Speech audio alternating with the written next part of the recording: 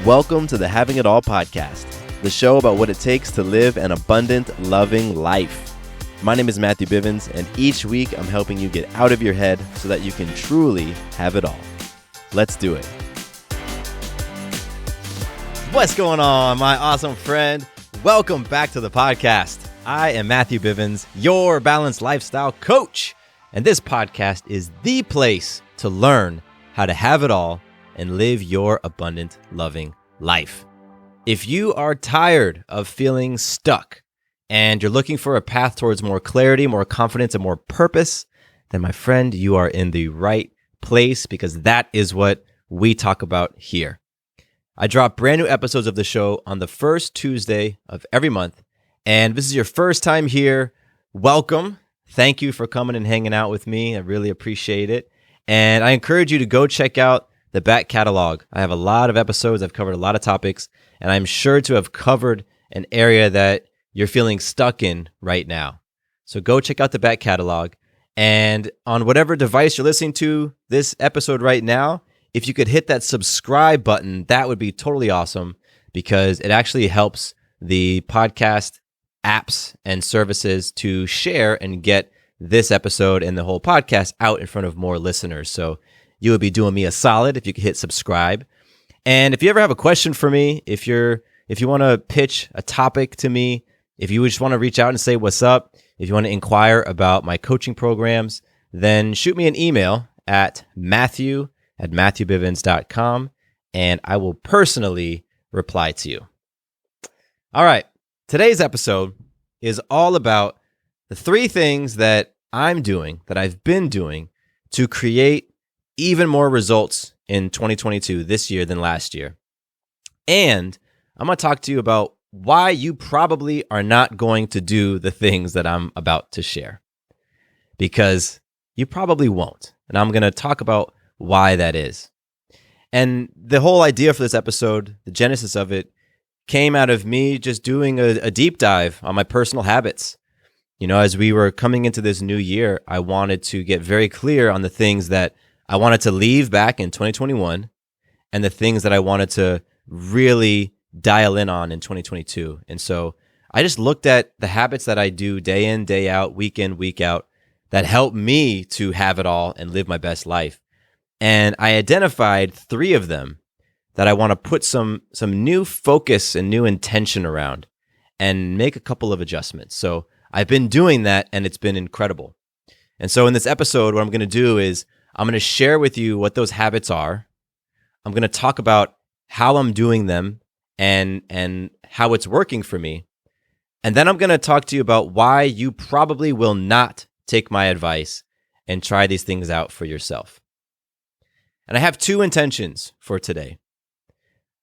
I want you to really connect with the idea that as you are playing to have it all in your life, live your abundant, loving life, however you define that it's not always about what it is you're doing, but how you're doing it that's creating the results that you're getting, whether you are enjoying those results or not. Yes, you definitely want to be looking at what it is you're doing because you're probably doing some things right now that aren't helping you. But I also want you to tune in to how you're doing it. That's my first intention. My second intention is that you understand that there are patterns to having it all and living an abundant life. There are patterns to this stuff. And when you understand the pattern, you can more effectively create the result that you want, that you are actually aiming for.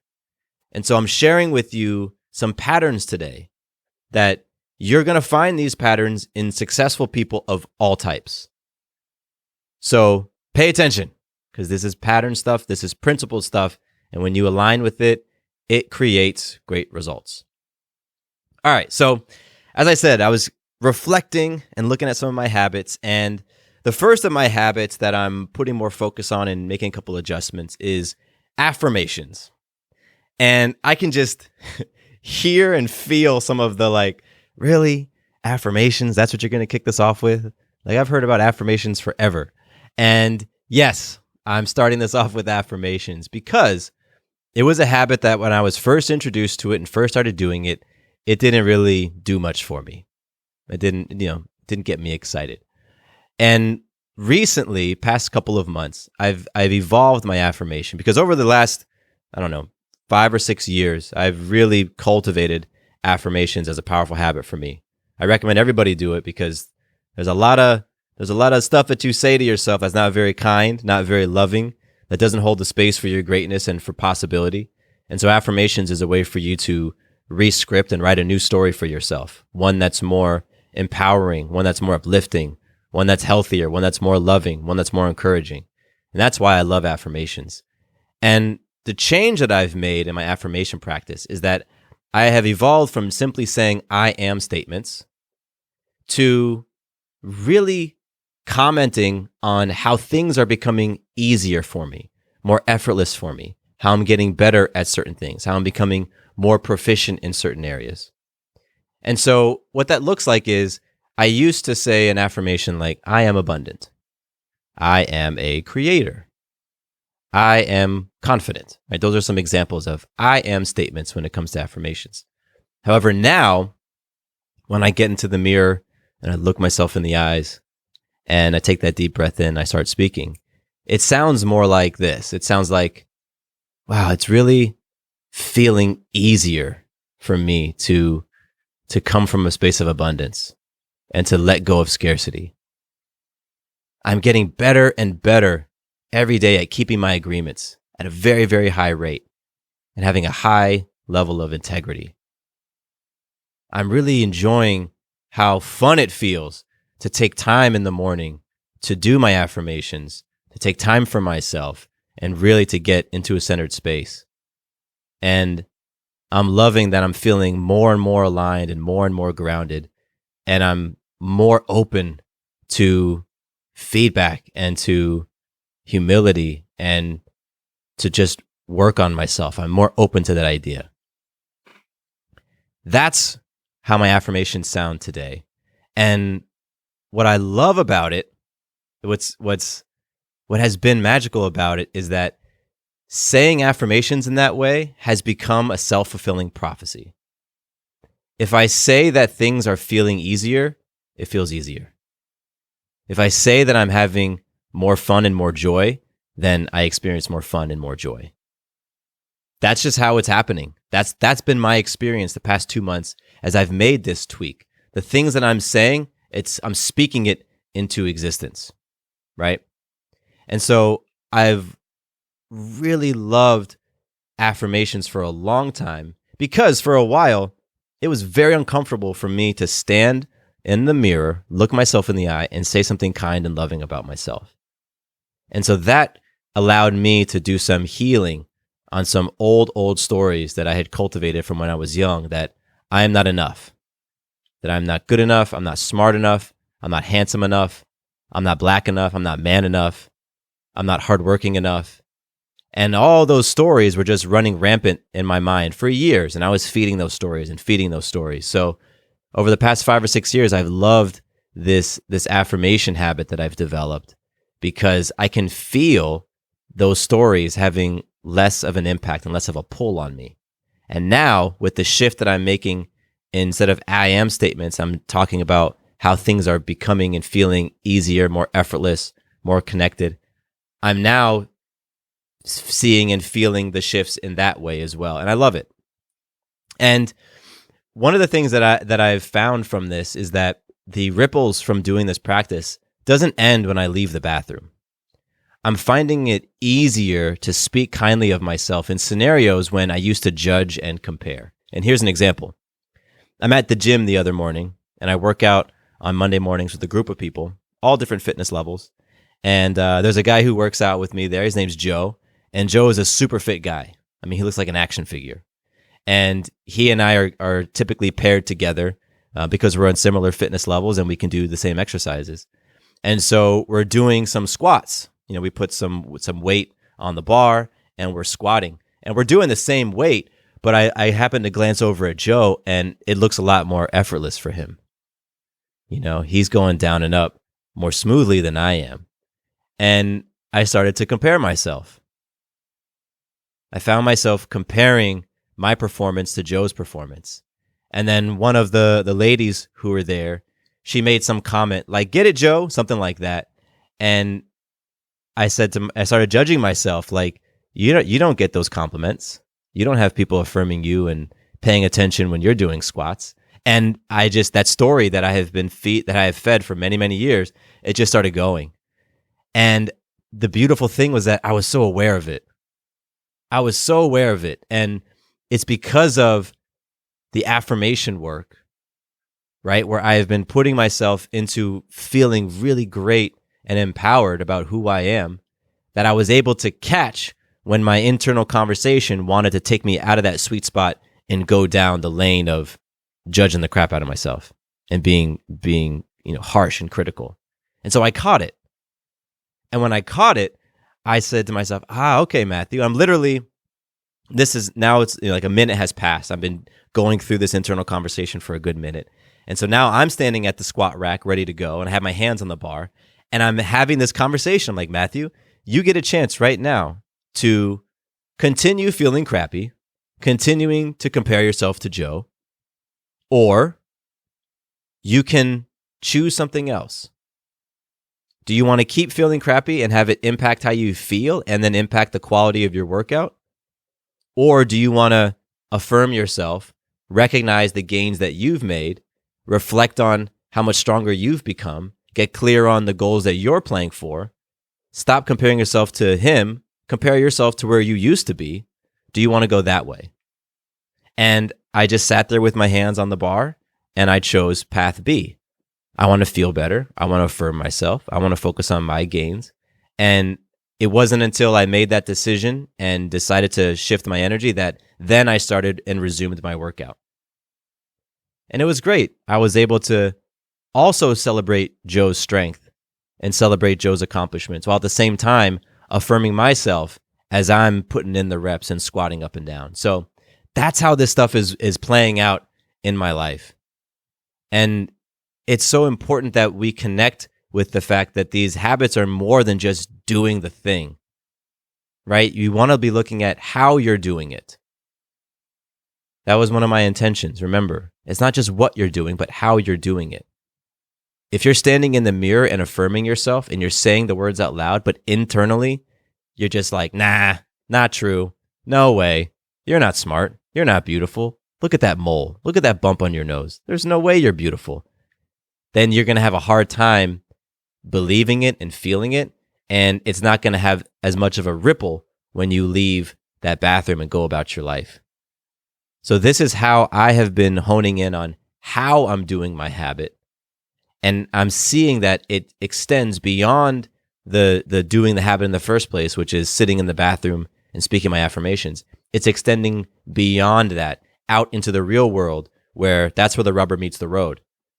How good are affirmations and positive self-talk if as soon as you get an environment and stuff starts getting triggered for you, you go right back to negative self-talk, right?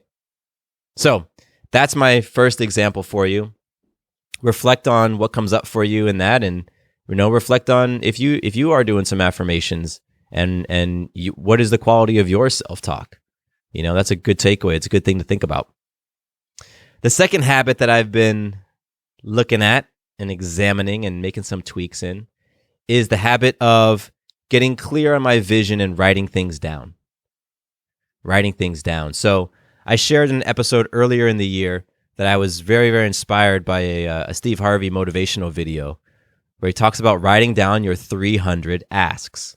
It's essentially this idea of, what's your vision? What are 300 things that you want to ask God for? That's how he put it. And I interpret it as, get clear on your vision. Write it down in words with a pen and a pencil, or pen and paper. Write down what it is you want to experience, what you want to manifest, what you want to experience. And so I've been doing it. And I have my notebook right here next to me. And so far I've written 128 things down.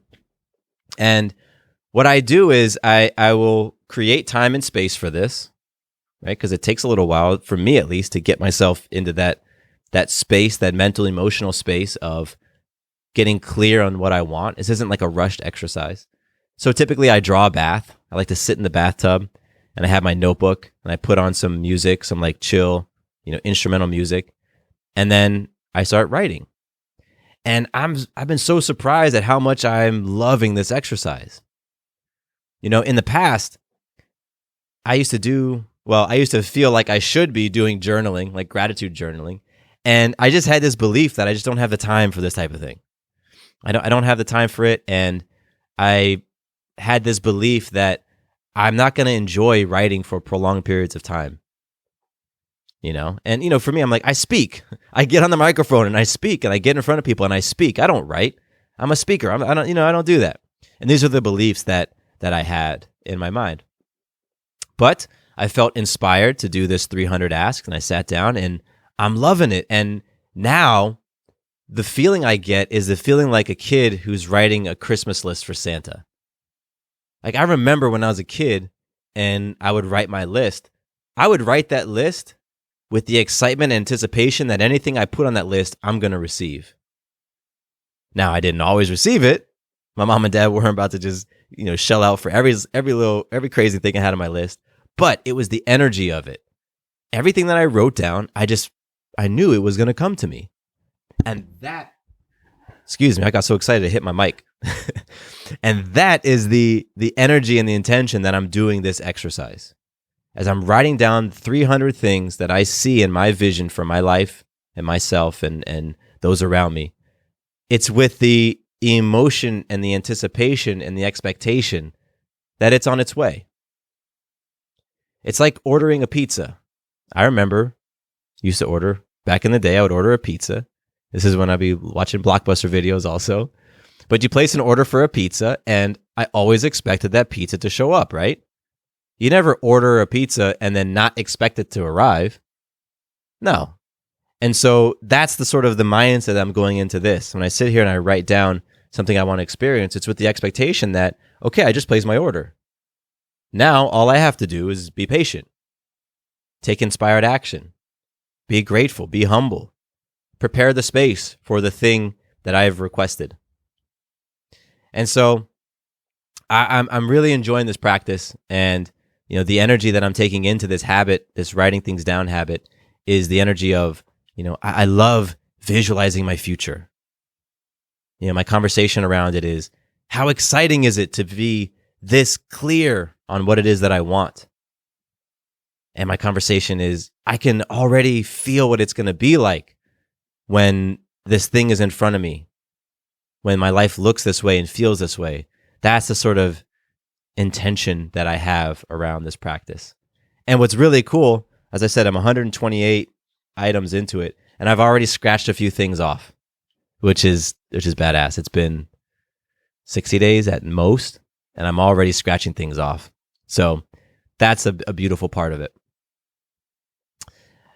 Habit number 3 that I've been doing and retooling and putting some new energy around goes hand in hand with the one I just shared, writing things down. Habit 3 is the habit of visualization.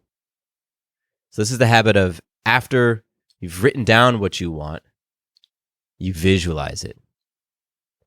You imagine it coming to fruition. And Sarah and I have been doing this exercise that comes from a book by Joe Dispenza called Becoming Supernatural. And he has a quote about this practice. I'm going to read it real quick. And he says, "The key is a technique called mental rehearsal, where you imagine a desired outcome in such a way that you make your inner thoughts more real than your outer environment.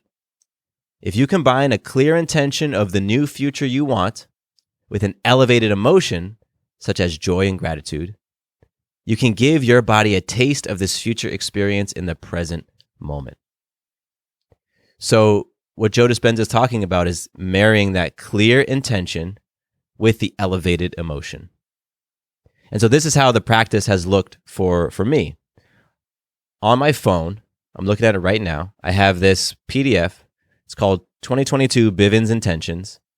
On the left-hand side, I have listed out intentions that Sarah and I want for our lives and our household. That's on the left column. On the right-hand column are the emotions that we would like to feel. So here's an example of the intentions. We want to have a PPC balanced lifestyle where it's effortlessly and joyfully in that sweet spot of balancing out our P, our production, and our PC, our production capability. So it's essentially the golden eggs and the golden goose, wanting to stay in balance. Another thing we have on here is an additional $10,000 per month of income. Another thing we have on here is we live at baby step number 4 and above. Baby step number 4 refers to Dave Ramsey's 7 baby steps. It's a model, it's a framework for achieving financial peace. So we want to live at baby step number 4 and up. So these are the things that we have in our intention list. Unlimited family travel, having an aligned education plan for our daughter Maya, things like that.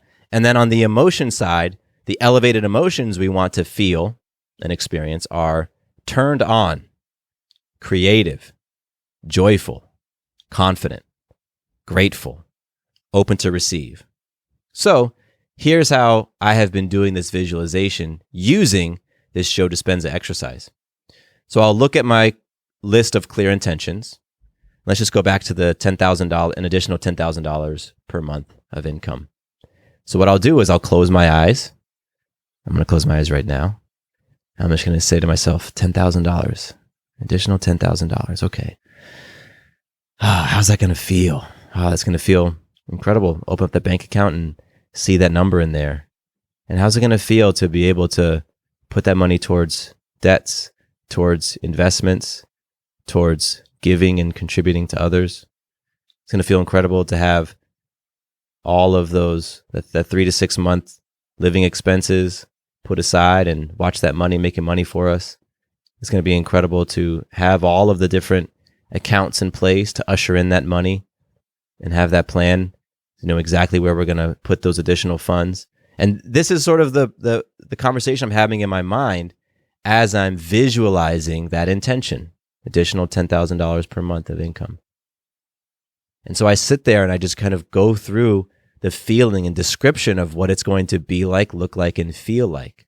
And I do that through my whole list of clear intentions. There's about 10 of them. And then on the other side, I have the elevated emotions.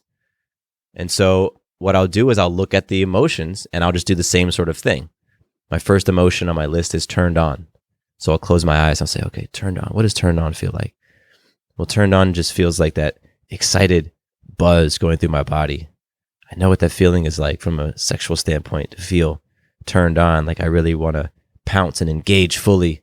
And I want to feel turned on about life and turned on about the life that I'm creating and just excited about all the possibilities and turn myself on to new ideas, turn myself on to downloads of inspiration, turn myself on to being open to receive feedback and to do it with humility and just humble myself and turn myself on to all those things. So that's the internal conversation around that one. And so I go through my document and I just take the time to sit and go through it and reflect on it. And I typically do this in the morning. And one of the things that has really helped me is starting off my day with something like this. And this reminds me of something I watched from Mel Robbins. She's an author. She's a speaker. She's somebody who probably has a podcast where she talks about similar things like I do here. But one of the things that she said is that for the first 5 minutes of your day, don't turn on your phone. Don't turn on your phone. She says, your dreams deserve 5 minutes in the morning before you let the world come in, before you take on the crap of the world of other people, right? And that stuck with me because I was the type of person who, for a long time, my eyes would open and I would usually use my phone as my alarm. So I would go and turn my alarm off. And then I would see, oh, I have a text message. Oh, I have a group me message. Like I would see those little alerts. And then, of course, I see I have a message. So what do I want to do? I want to look at it. And as soon as I open up those messages, I am now inundated with the world's stuff.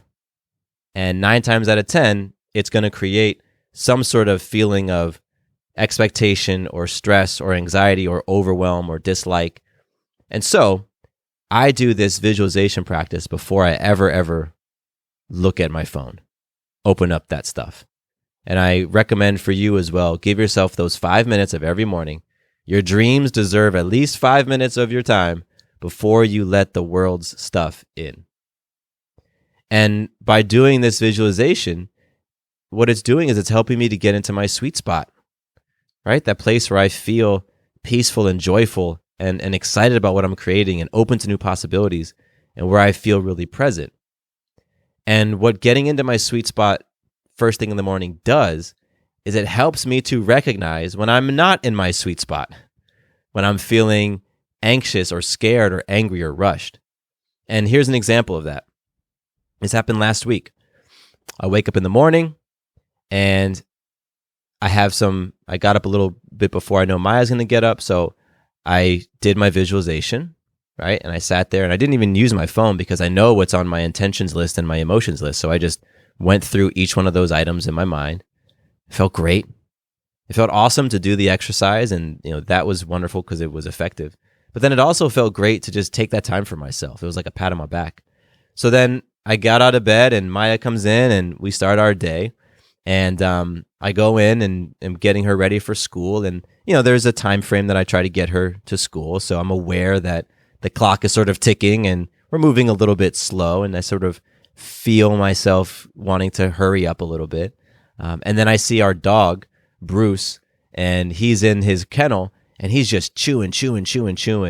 And over the past several weeks and months, he's been chewing on his paws a lot.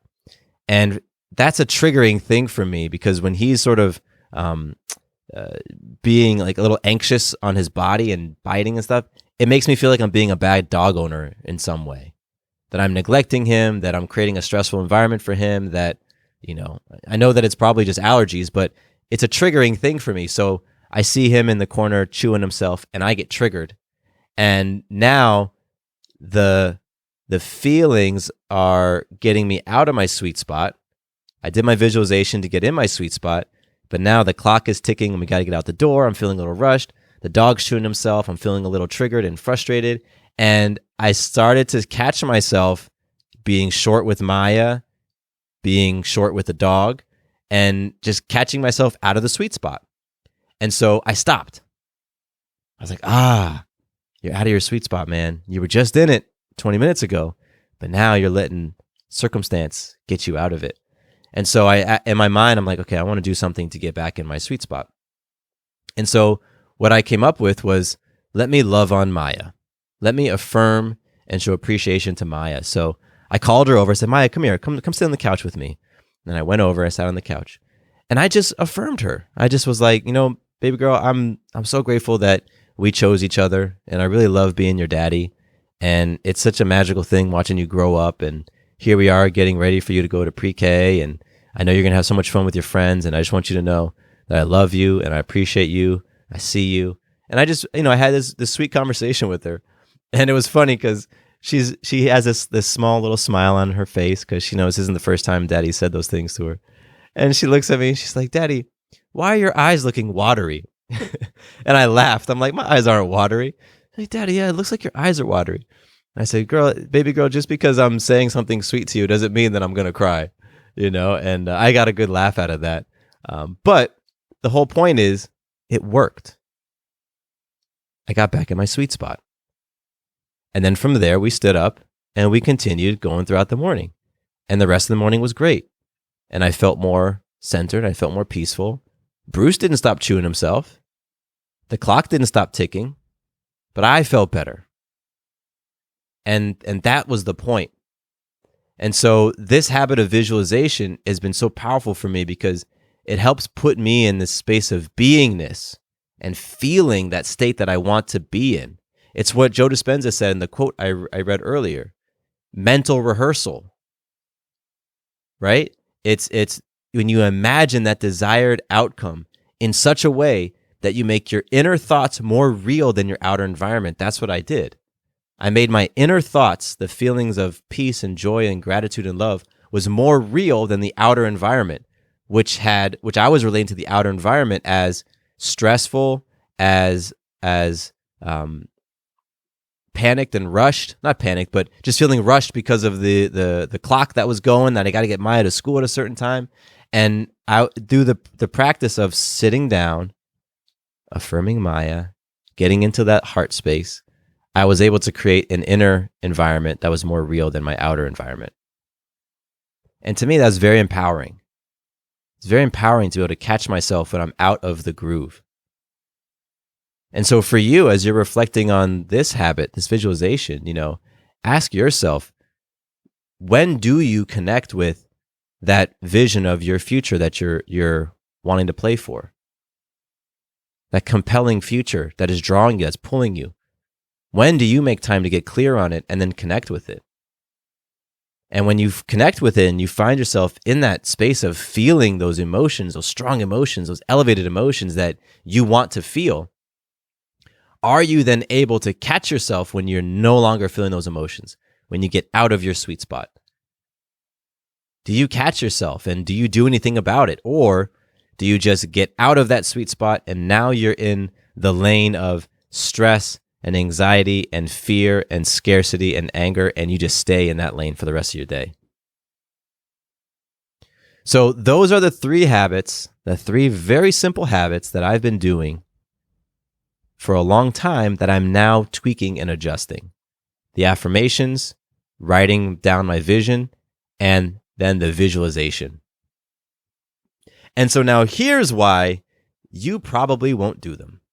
After listening to all that I just shared, here is why you're probably not going to do it. The reason is because you are thinking the way that I used to think. When it comes to affirmations, you're probably thinking, well, affirmations are just corny. That's not what people who are successful actually do to get things done. They don't do that. They put in the work. They pick up the hammer and they hit the nail. Affirmations are for the people who just want to stay in the wishy-washy stuff, the woo-woo stuff. It's for soft people. It's not for change makers. Affirmations have nothing to do with closing deals, with taking care of my responsibilities, with getting stuff done. If you're strong with those beliefs, then you're correct. You probably will not do any sort of affirmation, let alone the types of affirmations that I described not too long ago. And that's where I was. And that's why I didn't do them for a long time. And what I have found through years and years and years of developing a very strong affirmation practice is that affirmations are hard. It's very deep work. And that's why so many people avoid them. Because on some level, they understand that this is a deep practice. And there's layers to this stuff. All right, we have some 50,000 odd thoughts a day. And most of your thoughts right now are probably talking smack to yourself. How you're not good enough. How you're never going to make it. How if you were only better, stronger, faster, smarter like those other people, then maybe you'd have a different result, but you're not. And that's why you've got what you've got. And so for me, standing there and looking into my own eyes and saying something loving and empowering and encouraging, that was so hard. It was so hard. Because for the longest time, I did not believe it. I did not believe my own words. And so I would get started with affirmations and I would stop. And the conversation would kick in. This is stupid. This is probably the most useless of all self-help practices. And I wouldn't do it for a while. And here's the thing. Doing it one affirmation, 10, 100, 1,000 affirmations, it may not have an impact. But eventually it will. It will create shift because it's based off of principle. And that's what I want you to understand. It's principle, it's pattern. The principle is everything is energy.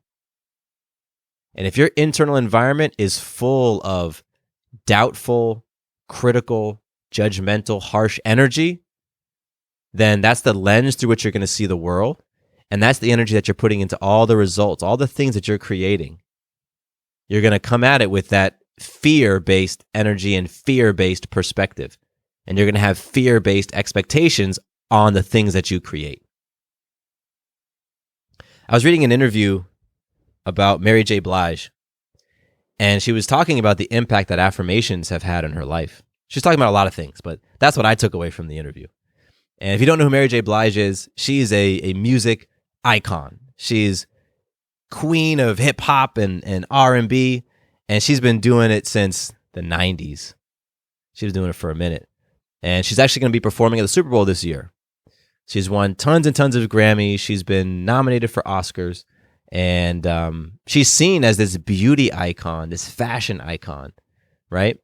And I'm reading this interview, and she's talking about how despite all of that, all those successes, and particularly all of the accolades and the acknowledgement that she's gotten on her looks and her beauty, that she did not feel beautiful at all in her heart.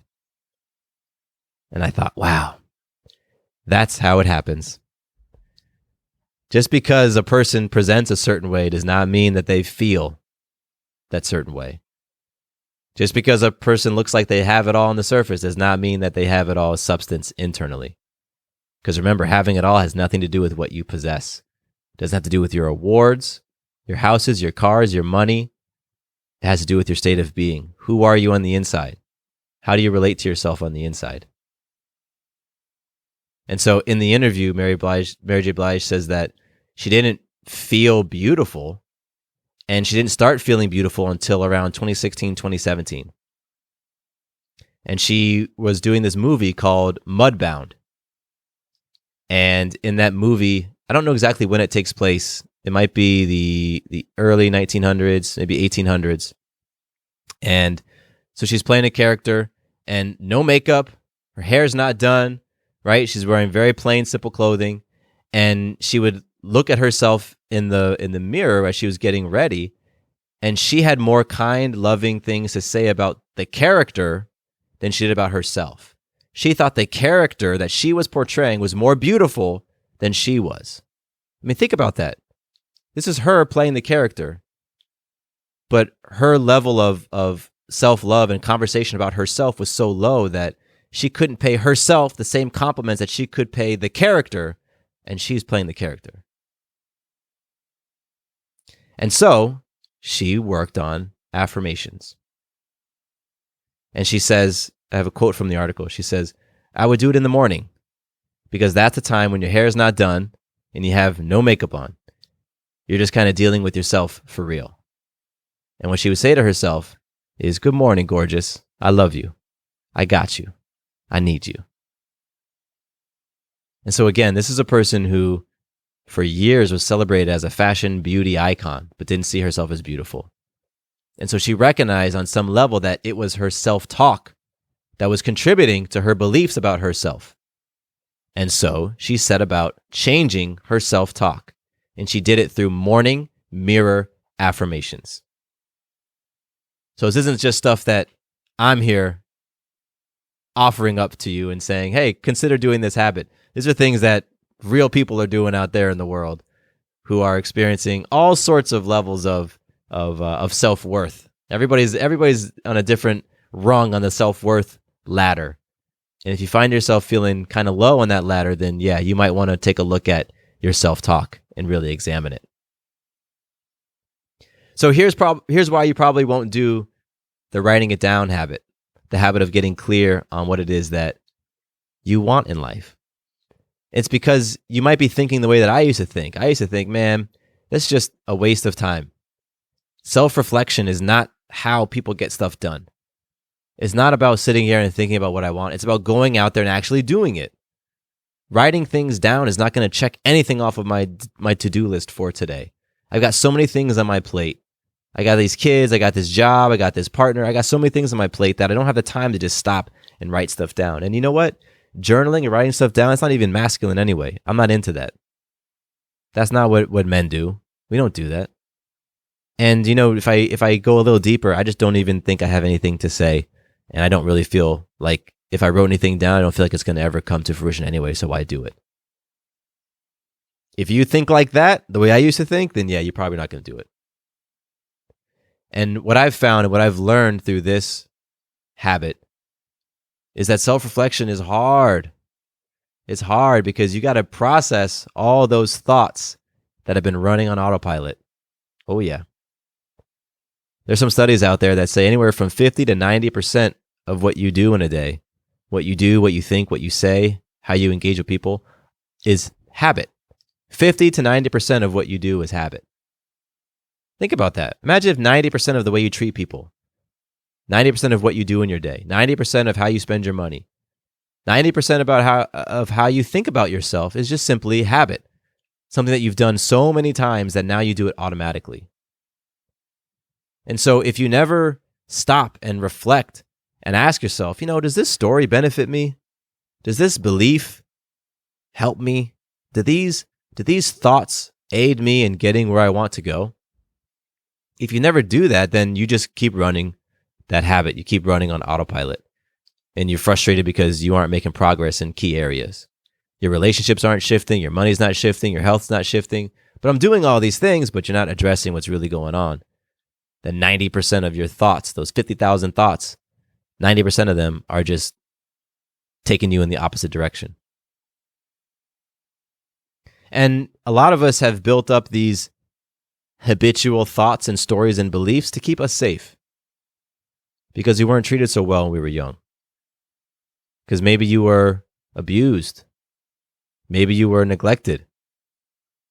Maybe you just had some traumatic experiences. And so you built up certain beliefs and certain stories and certain thoughts to protect yourself. And so, you're not going to want to sit down and do a writing habit that has to do with self-reflection and getting clear on what you want if you're afraid of looking at those things or afraid of having any of that stuff come up. If it's too confronting to face your thoughts, then you're not going to do it. And the pattern that I see here that people don't connect with is consciousness creates. Pattern and principle. Consciousness creates. And what this principle is all about is creating possibility for things to exist by holding a space. And thinking about what you desire creates the space for that thing to exist. And without the forethought, it's not going to happen. It's not going to manifest. And this principle goes by some other names as well. And one of the names you might have heard of is begin with the end in mind. So I got a quote for you from Stephen Covey, the guy who wrote the book, 7 Habits of Highly Effective People, where the habit of begin with the end in mind resides. And so here's the quote. Covey says, begin with the end in mind is based on the principle that all things are created twice. There's a mental or first creation and a physical or second creation. The second creation follows from the first, just as a building follows from a blueprint. In our personal lives, if we do not develop our own self-awareness and become responsible for first creations, we empower other people and circumstances to shape our lives by default. The most effective way to begin with the end in mind is to develop a personal mission statement, philosophy, or creed that focuses on what you want to be, your character, and do, your contribution. So, it all starts with deep thought, with deep thinking. And if you aren't doing any sort of deep thinking about your life and what you want and writing it down, then the things you're creating and experiencing are probably just coming out of a reaction of what's happening around you and what you think you're supposed to do. It's not coming from a proactive space. It's coming from a reactive space. And if you don't understand these concepts, the principle consciousness creates, the idea of begin with the end in mind, if you don't get that and you aren't willing to take full responsibility for your life, for all the things that you've created, all those physical second creations that have stemmed from your mental first creation, if you're not willing to take responsibility for all that, then you're probably not going to do the habit of writing things down. That's where I was. So I had to really understand that, no, principle, consciousness creates. If I'm desiring certain outcomes in my life, I need to be so clear on what it is that I'm playing for. And I need to be able to write it down in plain words and be able to look at it and read it and reflect on it. That's the first step to making it happen. That's the blueprint to then having the house being built. Now, as it relates to the visualization habit, you're probably not going to do that one if you feel like you're just too busy. Too busy. I got too many things going on. I've got this family. I've got this business. I've got so many things happening in my life. There's no time. There's no time to get this stuff done. I got to get everybody ready to go to school, go to work. I got to take care of this house. I just don't have time to stop and reflect and spend any time just looking at something differently for myself. Don't have the time for it. Or maybe you're like, listen, I got these businesses that I'm running. I've got all these people's livelihoods that are depending on me. Folks are depending on me for their paycheck, for their livelihood. And so there's no time for me to pause and imagine and daydream. No, doesn't get stuff done. I've got things to do. I got to get going now. I get that. I get that because that was me. That's how I used to think. I used to think like, I got to move. I got to get my body into motion. That's how stuff gets done. Moving, working with my hands, typing on my computer, getting out the podcast mic. That's how stuff gets done. And sitting down and reflecting, visualizing, like that's cool and all, but that's great for an Instagram account that's about that can make people feel nice, or for a self-help book, or for some pop psychology videos. That's, cool for that, but that's not how things really happen. You got to pick up that hammer and hit that nail. And so, yeah, if you believe that, then you're not going to do the visualization practice. Yet, I'm telling you, all great things happen first from a thought, right? It's a thought, and we use our gift of imagination. We imagine something different. Imagine something greater. Imagine something that makes you feel excited and passionate and turned on and aligned. All kids have that innate gift. All people have that innate gift.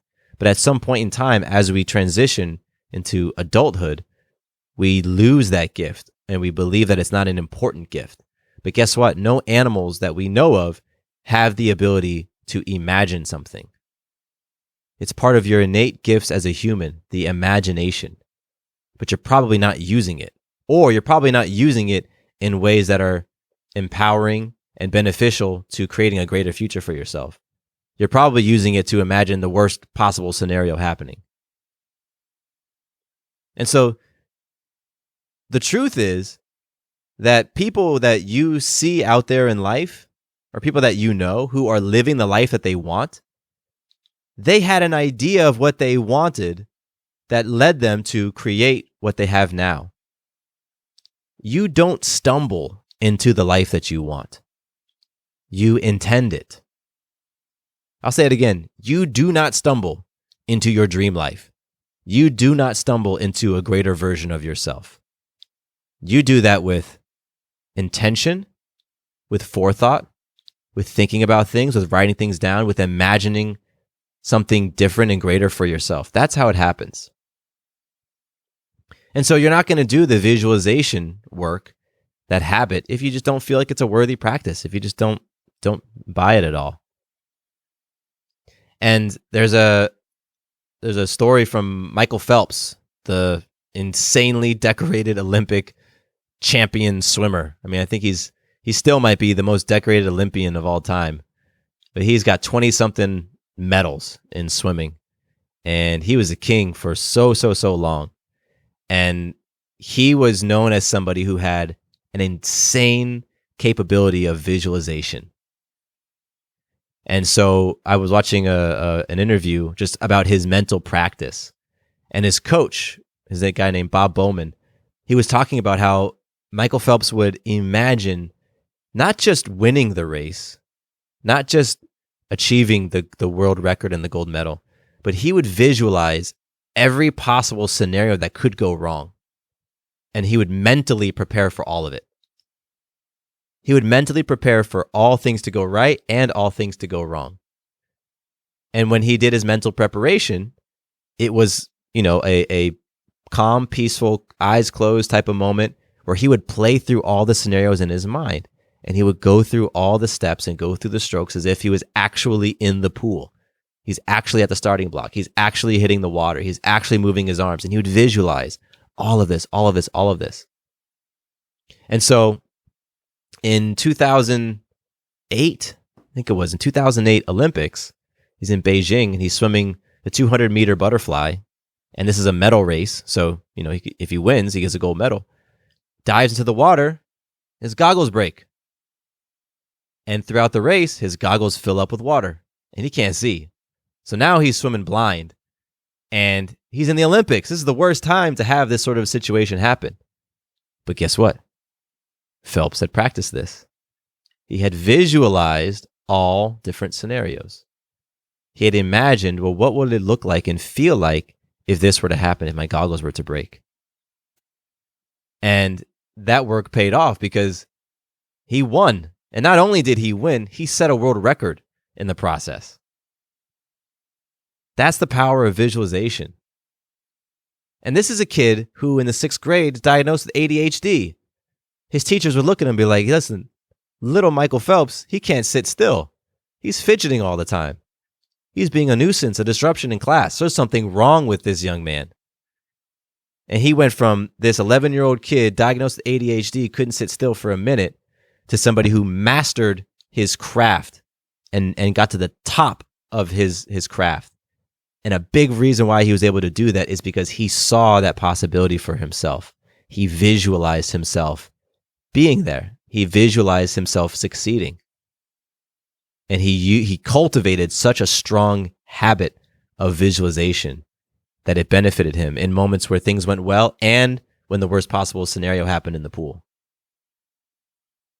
So that's why you probably won't do these things. And I share that with you because as you probably were listening at the top of the episode and you heard me say the first 3 habits, you're like, what? Affirmations, writing things down, visualization, that's such basic stuff.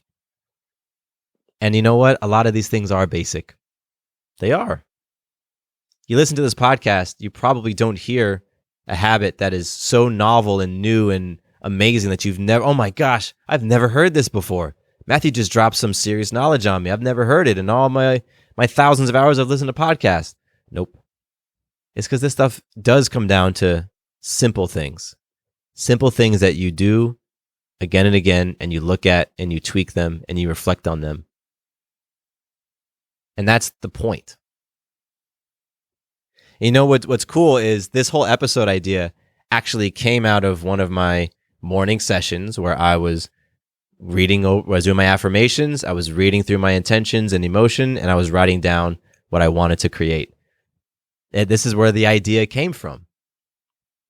And what I've found is that so many, again, ripples happen when I'm doing this type of work. Like I'm a guy who relies on his creative downloads for my expression. You could say for my quote unquote job. And so at times in the past, I have felt very creatively stifled and stilted. Like I don't have any ideas. There's no ideas left. And that's how I felt last year, 2021. Towards the middle of the year, I just felt like my idea tank was empty. And so if you all have been listening to the show for a little while, you know that I took a break. I took a break from, like September through December. I took a break from the show because there's a number of reasons, but one of them is just I just didn't feel creative anymore, and I started to question and doubt whether I should continue going on. Well, maybe the creativity is just like, you're done. You had nothing else to say, so wrap it up. I took that break. But what I'm finding and what I'm realizing now is, you know what, Matthew? You just didn't create space. You have a wealth of ideas and inspirations, but you got to create the space for them to flow through you. Got to create the space for the genius to come through. And so that looks like pausing. That looks like getting out of the rat race of life, not focusing on my to-dos. Oh, I got to be here. I got to get this done. I got to do this by this time. I got to blah, blah, blah, blah, blah. It looks like taking a step away from that and creating some time and space and energy to just go inward and reflect and get clear and visualize and work on my self-talk. And so here you go. I'm talking to you right now because of doing all the things that I just shared. And it's not just benefits in podcasting either. I get downloads for business ideas. I get inspiration to pour into different relationships, to reach out to family. I get all sorts of results of doing the affirmation, the writing, and the visualization habits. Here's another example. I was doing this work last week, and it came to me like, wow, I haven't talked to my sister in a little while. Okay, let me reach out to her. So I reach out to my little sister. I'm like, hey, sis, what's going on? You've been on my mind. Just wanted to see how you're doing, send you some love. And she replied within minutes. And my sister never replies in minutes. She's like a 3-4 days later type of reply. But she replied to me in minutes and she said, wow, we must be connected. You always know when I'm in need and I need you to reach out to me. You can't make that stuff up. You can't make it up. I reached out to her because I was in a space of being very open and grounded and centered, and whoop, got the inspiration, reached out to her, and it was exactly when she needed to receive that message from me. So again, these types of things happen when we take a pause from the rat race and we stop reacting all the time and just getting swept up in the current. And we say, no. I'm going to stop and pause right now because I am wanting to regain control over my emotions, regain control over my thoughts, and get back into this present moment. And these habits that I'm sharing with you have had such a long-term benefit on me as well. I already shared with you how affirmations have benefited me long-term. It's changed how I speak about myself, how I want to take care of myself and love on myself. Man, I used to call myself all sorts of things, all sorts of terrible names. I had all these ideas about who I was and who I wasn't. I didn't think I was good at anything or worth anything. But that's changed over time. And it's long-term benefits and short-term benefits. When I do my visualization and writing things down, it feels great in the moment. And I feel like I've done something empowering for myself. I've made a great deposit of myself. And so I leave the bathroom and I walk out into the hallway and I'm feeling great. And then I come across Maya and I see a mess that she's made. I'm like, oh, okay, cool, whatever. And I keep it moving. Doesn't bother me. I'm in a more elevated space. And I pop in the office, I see Sarah doing some work, and I walk over, give her a hug, and squeeze on her booty, and I'm just feeling connected. I'm feeling centered. I'm feeling turned on. And all of that stems from a few minutes. And then in the example I shared earlier, if I do get off, I catch it more easily. Oh, man, you're off. All right, what do you want to do now to get yourself back on? Because that's the experience of life you want to have from feeling like you're on, like you're centered and grounded. So as we wrap up here, I want to remind you of the intentions that I'm holding for you that I shared at the top of the episode. The first being, it's not always what you're doing, but how you're doing it. I want you to start paying attention to how you're doing these habits that you want them to benefit your life and to fill you up, fill up your tank. But how is it that you're doing it? Are you doing them from a space of feeling rushed, of feeling like you're supposed to do it or like you should do it? Is your essence, the energy that you're coming with, loving energy, light energy, or is it fearful energy, scarce energy, rush energy? Because that plays a huge, huge part in the results that you're getting. So yes, assess what it is you're doing, because there might be some habits you want to add into your life or remove from your life, but also look at how you're doing them. Look at the intention behind it. And my second intention for you is to really connect with and understand that there are patterns to this stuff. There are patterns and there are principles that are always at play. And when you can understand the principle and connect with it and align with it, things flow. It just flows. But when you don't and you go against it, that's when things get tough. That's when things get rocky. That's what leaves you feeling imbalanced, overstressed, uninspired, burnt out. When you go against principle again and again and again, life will just keep smacking you on the head until you get the lesson. It's not personal, it's principle. So those are my two things that I really want you to take away from this conversation. And keep tuning in to me, because I am just going to keep sharing with you what I'm learning, what's effective, what's not working, what I'm seeing in my coaching clients, what I'm seeing with the groups that I lead, and the patterns that I'm spotting with them that's keeping them from creating and experiencing their abundant, loving life. I'm going to continue sharing that stuff with you because that's what I feel inspired to do. I really want you to be clear as to what it is that you're playing for and what your abundant, loving life looks like. I want you to be so clear as to what having it all looks like and feels like to you. And I want you to have built up the trust within yourself, the reps within yourself, that you can lean on the habits that are supporting you in creating that vision and making it a reality, and supporting you in believing that you're worth it and feeling confident that you can do it yourself. That's what I'm here to do. So, thank you so much for listening. This has been an awesome, awesome conversation. I'm just inspired by all of it. And I look forward to connecting with you. If you want to connect with me personally, inquire about coaching, ask me questions, just say what's up. You can hit me up at matthew@matthewbivens.com. That's my direct email address. I love receiving your emails, your voice messages, your videos. You all have sent all those things, and it's just fantastic. So keep on sending them, keep on connecting. And thanks again for tuning in. I'm holding such a strong, beautiful space for you that you can have it all. And with that, I appreciate you. I love you. My name is Matthew Bivens, and here is to you having it all. Quick note about the Having It All podcast. I am not a doctor nor a licensed therapist. I'm a guy with a story and a passion for conscious conversation. My thoughts, opinions, and beliefs are my own. So please consult with your doctor or healthcare provider regarding any questions or issues you have related to your personal physical or mental health.